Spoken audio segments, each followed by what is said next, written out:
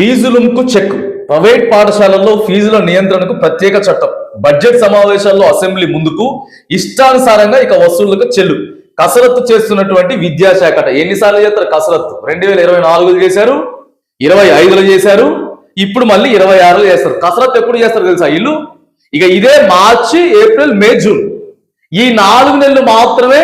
ఇంకేముంది? విద్యా హక్కు చట్టం కొత్తది తీసుకొస్తుంది కాంగ్రెస్ ప్రభుత్వం. మొత్తం ఇక అసలు ఫీజులు ఇప్పుడు తగ్గిపోతాయి. కార్పొరేట్ స్థాయిల మీద, కార్పొరేట్ స్థాయి నడిపించేటటువంటి వీళ్ళందరి మీద కూడా ఇంకా ఏముండదు, మొత్తం నియంత్రణ చేయబోతాం. ఉత్తది ఏముండదు, నియంత్రణ ఉండదు, లొట్ట పీసు ఉండదు, ఏముండదు.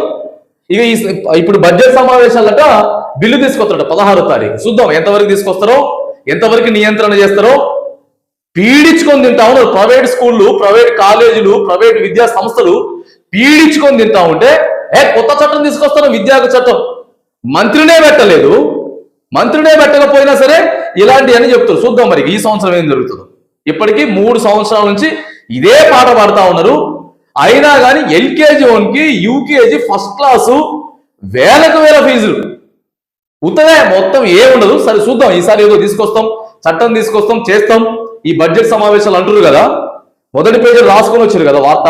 చూద్దాం ఎంతవరకు వీటిని నియంత్రిస్తారో.